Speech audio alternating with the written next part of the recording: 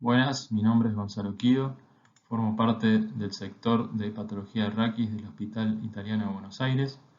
Voy a hablar sobre patología oncológica en la columna vertebral. Los tumores óseos primarios son tumores poco frecuentes que corresponden al menos del 0,5% de todos los tumores de la economía del cuerpo. Presentan una incidencia de 2.900 casos por año. Los tumores vertebrales primarios son aún más infrecuentes, corresponden al 0,04% de los tumores, con una incidencia de 3 a 9 casos por millón de habitantes por año. En cambio, por otra parte, las lesiones metastáticas son más frecuentes en los adultos.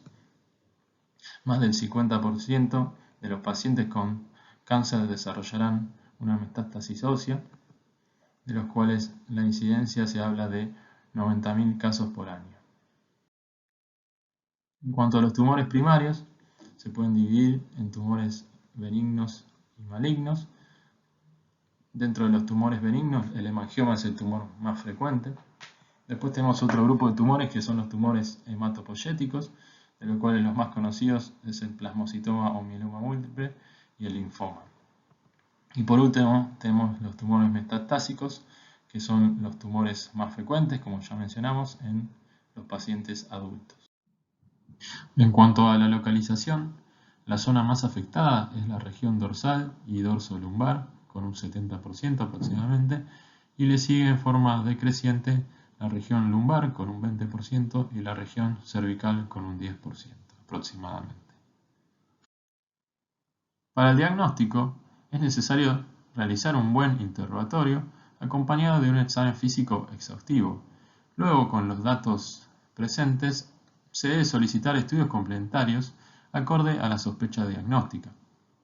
Si los estudios evidencian una lesión vertebral, debemos sospechar, como mencionamos anteriormente, una lesión por secundarismo.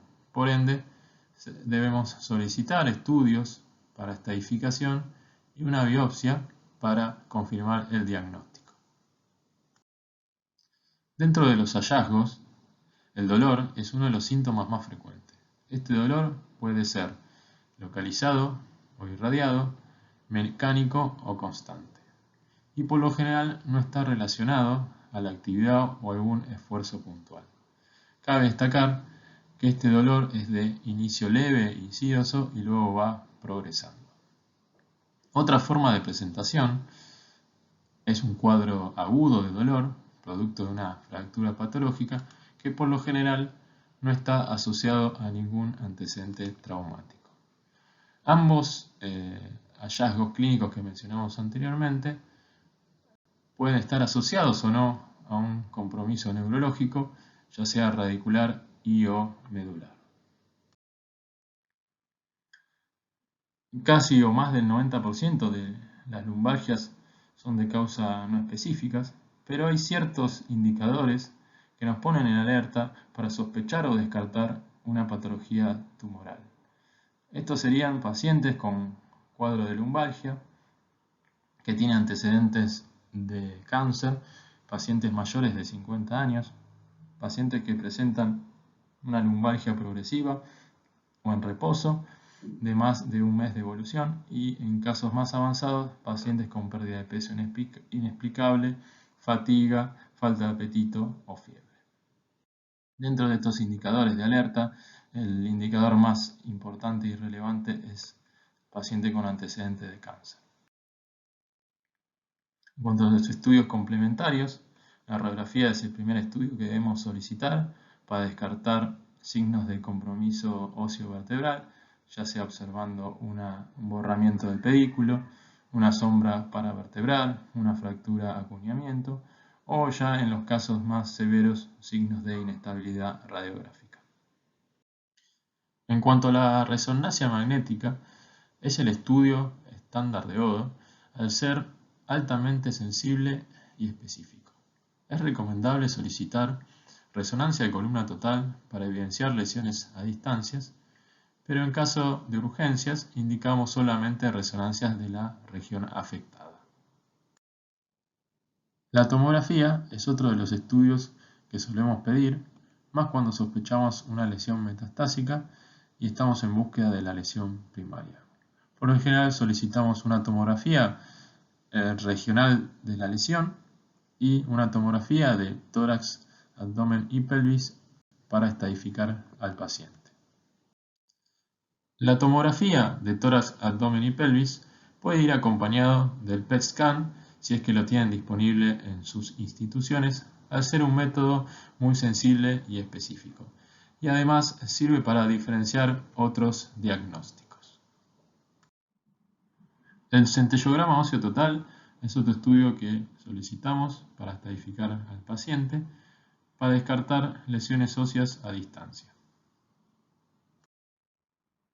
La biopsia es sumamente relevante para realizar el diagnóstico histológico. La punción biopsia guiada bajo TAC es el gold estándar debido a que se puede realizar bajo anestesia local y presenta menor morbilidad y riesgo de contaminación. La biopsia abierta está reservada para cuando debemos realizar una cirugía de urgencia, cuando la muestra es insuficiente o cuando presentamos dificultades técnicas, ya sea por la proximidad a estructuras nobles o el difícil acceso. Es importante estar constantemente comunicados con los radiólogos para hablar el mismo lenguaje y minimizar los errores. En cuanto a los estirpes tumorales más frecuentes, más del 80% de las metástasis pertenecen a tumor de mama, pulmón, próstata, riñón, tiroides y colon. Y hasta un 20% de las metástasis presentan un primario desconocido. En cuanto a los diagnósticos diferenciales, debemos tener presentes un tumor vertebral primario, una infección, una espondilodicitis en la columna y las fracturas de tipo osteoporóticas. ¿Cómo diferenciar una metástasis de un tumor primario? Bueno, lo que tenemos que tener en cuenta es que las metástasis por lo general se dan en pacientes mayores a 40 años, que menos del 5% comprometen el complejo posterior en forma aislada y que tan solo el 10% presentan un patrón esclerótico, sino que la mayoría presentan un patrón lítico o mixto. En cuanto a las infecciones, las espondilodicitis por lo general comprometen principalmente el disco intervertebral y solemos encontrar abscesos paravertebrales, paraespinales que se realzan en la resonancia con contraste. Las fracturas osteoporóticas por lo general no se acompaña de tumoración en partes blandas, no suele afectar el pedículo y en la tomografía solemos observar un fenómeno de vacío en el cuerpo vertebral. En cuanto al tratamiento, a diferencia de los tumores primarios, donde el tratamiento debe ser curativo en la medida de lo posible, en las metástasis el tratamiento es paliativo. ¿Para qué realizar un tratamiento paliativo? Para mejorar la calidad de vida del paciente, para otorgarle estabilidad a la lesión y para prevenir o tratar lesiones neurológicas. Antes de decidir el tratamiento del paciente, es importante tener en cuenta ciertos datos. Datos acerca de los parámetros sistémicos, el estado general del paciente, la histología y el estadio, y parámetros locales como el estado neurológico y la estabilidad de la lesión. Es importante saber el diagnóstico histológico tumoral para determinar si es o no quimio o radiosensible y además es un factor determinante para estimar la sobrevida del paciente. En cuanto al estadio, debemos saber si presenta una lesión única o múltiple, lesiones a distancia y si la lesión primaria es tratable o no. En cuanto al estado neurológico, hay varias formas de presentación. Pacientes que acuden sin compromiso neurológico o pacientes que ya presentan alguna lesión incompleta o pacientes que ya presentan una paraplegia. El estatus neurológico es importante para determinar la urgencia del tratamiento y es también un factor pronóstico de sobrevida. En la literatura se habla que los pacientes parapléjicos con metástasis vertebrales presentan una sobrevida estimada entre 45 días y 3 meses. Para evaluar la estabilidad utilizamos la escala de Sims, que es la escala aquí presente, que toma en consideración la localización de la lesión. Obviamente si la lesión está localizada en la transición, ya sea tóraco-lumbar, cérvico-dorsal o occipito-cervical, tiene mayor riesgo de inestabilidad. También toma en cuenta lo que es el tipo de dolor, si el dolor es permanente, ocasional o no presenta dolor. Pacientes con dolor lógicamente tienen mayor riesgo. El tipo de lesión, si es lítica, mixta o blástica. Las lesiones líticas, como sabemos, tienen mayor riesgo de fractura y de inestabilidad. Y también toma en consideración lo que es la alineación espinal, que cuando en los casos más graves, si hay una subluxación o traslación, ya habla de una clara inestabilidad. Si presenta o no compromiso o colapso del cuerpo vertebral y se presenta compromiso del complejo posterolateral. Con una puntuación entre 7 y 12, habla de una lesión potencialmente inestable, y si presenta una puntuación mayor a 13 puntos, habla de una lesión netamente inestable. Esta escala que tenemos aquí presente es la escala de Tokuhashi, que es una escala que utilizamos para estimar la sobrevida del paciente, que toma en cuenta lo que es el estado general del paciente, el número de metástasis óseas extraespinales, el número de metástasis vertebrales, si presenta o no alguna lesión metastásica en órganos internos, si es resecable o irresecable, y si presenta cuál es el sitio primario del tumor.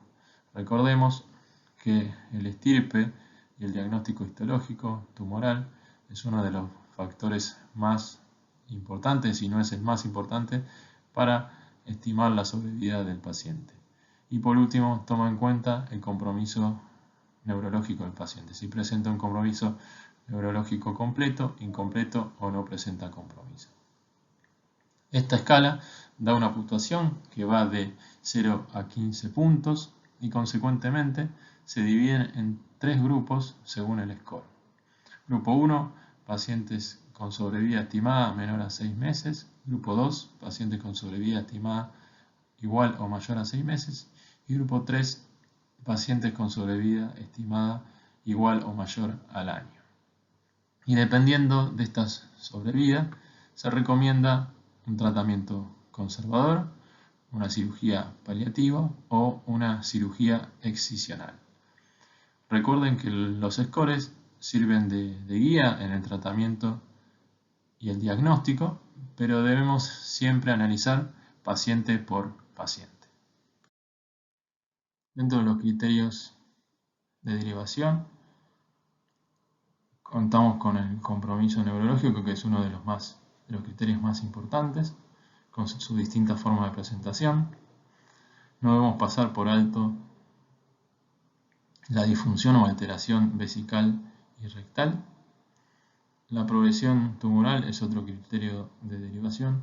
Y por último, la fractura patológica o el riesgo inminente de fractura, que como mencionamos anteriormente, utilizamos la escala de Sims para valorar la estabilidad de la lesión. Como consideración final, la resonancia es el estudio de primera lesión junto con la radiografía simple. La biopsia es imprescindible para obtener el diagnóstico histológico y luego definir el tratamiento final del paciente. El manejo siempre debe ser multidisciplinario y el tratamiento debe estar centrado en el paciente. Bueno, vamos a presentar unos casos clínicos. Este es el primer caso, una paciente femenina de 48 años de edad, consulta a la guardia por un cuadro de lumbalgia de 45 días de evolución asociada a un dolor abdominal. La paciente refiere que esta lumbalgia es de inicio insidioso que fue progresando en estos 45 días hasta hacerse casi invalidante en este último tiempo. Cabe destacar que la paciente refiere que no tuvo ningún antecedente traumático y al examen físico no presenta ninguna alteración neurológica. En el laboratorio de guardia se evidenció una alteración del hepatograma y como antecedente clínico de relevancia la paciente solamente es hipotiroidea. Entonces, teniendo estos datos clínicos, recordemos lo visto en la presentación, paciente con dolor lumbar progresivo de más de un mes de evolución, mayor a 40 a 50 años, es recomendable realizar algún estudio complementario, por lo menos una radiografía simple, para descartar algún compromiso tumoral en la columna lumbar. Se le realizó entonces estas radiografías de frente y perfil de columna lumbosacra, en donde se observa esta fractura de acuñamiento de la vértebra del E1, pero si ustedes observan detenidamente la radiografía, genera dudas la magnitud del acuñamiento, de la fractura de la vértebra, en una radiografía que evidencia una buena calidad ósea y en el contexto de una paciente joven que no presenta ningún antecedente traumático. Así que le realizamos también una resonancia, donde se observa en las imágenes de cortes sagitales y axiales una infiltración, un compromiso de todo el cuerpo vertebral del E1, edema en toda la vértebra, hasta afectando también el pedículo, y en el corte axial se ve en forma delimitada la lesión. Estas son imágenes de tomografía, donde se observa una gran lesión osteolítica que compromete el muro posterior del cuerpo vertebral. Entonces, sospechando una lesión metastásica, recuerden que una paciente mayor a 40 años con una imagen lítica vertebral debemos sospechar en un secundarismo, por lo cual lo que realizamos, solicitamos una tomografía de tórax, abdomen y pelvis y un PET scan en busca del tumor primario. Estos estudios evidenciaron una lesión a nivel de hígado y vías biliares, por lo cual decidimos realizar una punción biopsia de la lesión en el hígado que arrojó como diagnóstico histológico un adenocarcinoma de origen hepatobiliar. Entonces estamos frente a una paciente con una lumbalgia mecánica de 45 días de evolución que presenta una lesión osteolítica y una fractura patológica a nivel de la vértebra del E1, lesiones en hígados y vías biliares y una anatomía patológica compatible con un colangiocarcinoma. Realizamos el score de Tokuhashi, que dio una puntuación de 6 con una sobrevida estimada menor a 6 meses. También calculamos el score de SINS, que dio una puntuación de 13, lo que habla de una lesión netamente inestable, por lo cual en esta lesión lítica inestable en la transición tóraco-lumbar, en una paciente con una sobrevida estimada menor a 6 meses, con un tumor relativamente radiosensible, lo que decidimos realizar fue una cirugía paliativa, una estabilización percutánea de la lesión y seguido de radioterapia posoperatoria. Este es el control posoperatorio de la paciente a los 6 meses con una evolución favorable. Este segundo caso es un paciente masculino de 63 años que presenta una lumbalgia mecánica más una crurociatalgia bilateral de aproximadamente 2 meses de evolución, que últimamente el dolor era invalidante con una escala visual análoga de 9 en 10 y al examen físico presentaba una paresia 3 en 5 del miembro inferior izquierdo, por lo cual solicitamos estas radiografías de columna lumbar, frente y perfil, donde se evidencia un borramiento del cuerpo de L5.